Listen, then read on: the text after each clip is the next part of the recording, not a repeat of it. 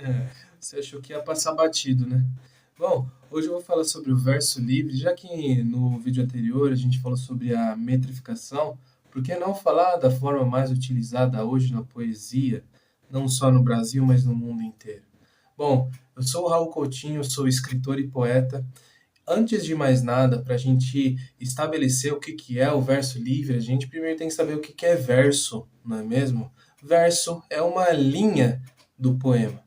Então, antes mesmo de definir o que que é o verso livre, a gente precisa saber o que que é o verso preso ou o verso conservador. Mas primeiro vamos saber o que que é o verso conservador. O verso conservador é o verso em forma fixa, ou seja, o que que seria o verso em forma fixa? Por exemplo, o soneto ele tem 10 sílabas poéticas. Do primeiro verso ao 14º verso, ele vai obedecer essa mesma regra, que são 10 sílabas poéticas, e ele tem um esquema de rima. No soneto, por exemplo, a gente tem o esquema A, B, B, A, que ou seja, o primeiro verso rima com o quarto verso, o segundo no terceiro. E assim, existe uma regrinha básica até o 14º verso.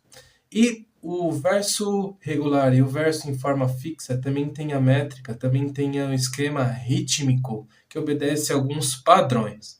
Então, este é o verso conservador, este é o verso preso. Agora, a gente vai saber o que que é finalmente o verso livre. Então, o que que é o verso livre? É o verso que não é conservador, é o verso que não tem métrica, é o verso que não tem rima, é o verso que não tem formas fixas. Porém, alguns poemas em verso livre possuem dentro dele uma metrificação ou uma rima interna. Não quer dizer que o verso livre não tenha musicalidade, muito pelo contrário. Então, sabendo o que que é o verso livre, o que que é o verso que não tem a regularidade desse verso conservador, a gente começa a pensar numa coisa interessante, que eu vou deixar aqui um texto que você vai ouvir agora mesmo, de um cara chamado Carlos Felipe Moisés, o do porquê que o verso livre hoje é o verso mais usado na poesia contemporânea, tá bom? Então vamos lá. As antigas formas fixas, em seu conjunto e em seu espírito genuíno, valem como representação metafórica de um mundo estável. Tais formas já contêm em si uma visão de mundo. O poeta anterior à rebeldia verseja, rima e conta as sílabas para conferir à sua criação o status simbólico de micro-universo coeso, na medida em que acredita estar inserido em e integrado a um universo igualmente ordenado e coeso. O poeta moderno, por sua vez, condenado a usufruir da suposta liberdade do verso livre, continua a metrificar e até rimar, e a expandir e acentuar, servindo-se basicamente das mesmas células métricas tradicionais, cujo limite é a própria língua, à procura dos mesmos ritmos integradores dos vários estratos de sua fala. Já agora em regime de irregularidade, assimetria e imprevisibilidade para dar representação metafórica a um mundo analogamente irregular e heterogêneo, instável, esvaziado de qualquer valor ou verdade inquestionáveis. A pluralidade das formas já é, em si, figuração de outra visão de mundo. E aí, o que você acha sobre esse pensamento, a questão do verso livre? Uma coisa a ser observada é que não é porque uma forma de arte ela está mais em evidência que ela seja melhor do que as outras formas artísticas que não estão em evidência.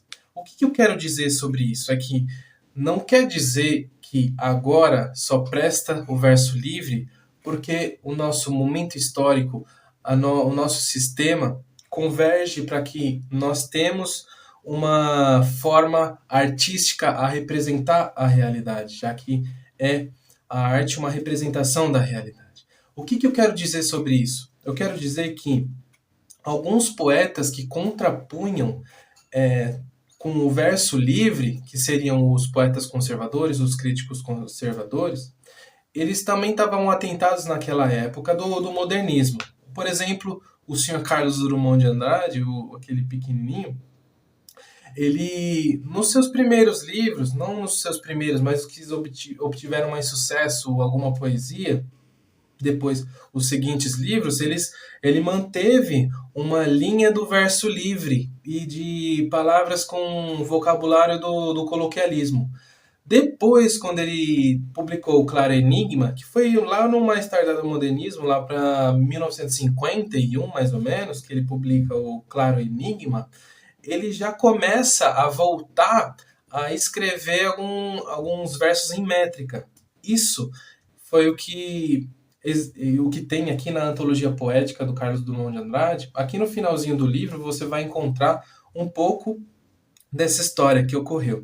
E que os críticos daquela época ficavam meio receosos inclusive, não gostaram desse livro. Por quê? Porque ele meio que vertia o que estaria estabelecido pelo modernismo. Aí você começa a verificar que essa vertente do verso livre, ela já não é mais tão ideal como parecia depois da semana de 22.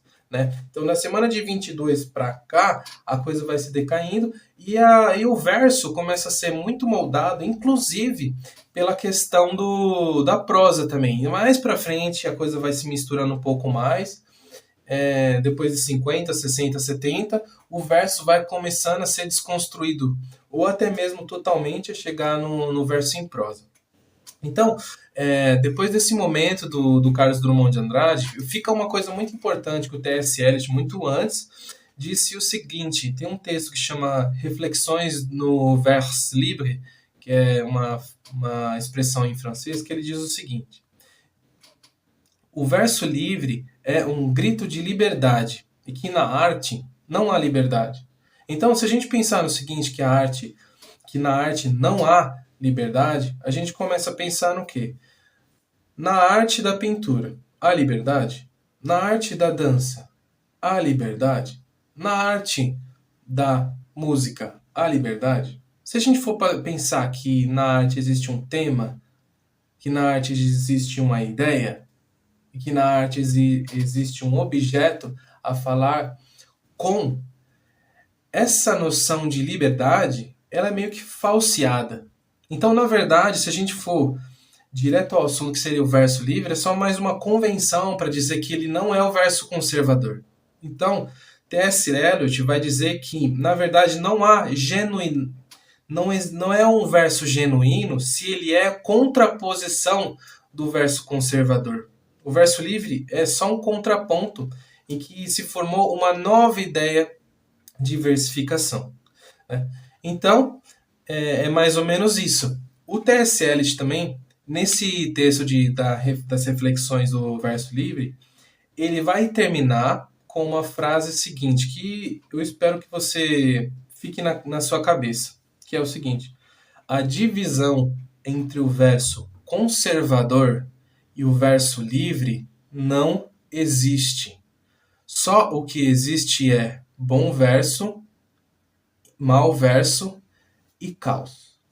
Então, é mais ou menos isso que eu queria mostrar aqui para vocês. Eu não quero ficar fazendo muitos cortes, até porque eu tô no começo do YouTube. E se você tem alguma dúvida, deixa aqui embaixo nos comentários, manda um salve, coloca aí curtida no vídeo. E até o próximo domingo, que tem mais coisa aí para falar. Tem um universo muito grande, tá bom? Então, tchau, tchau, pessoal. Até mais.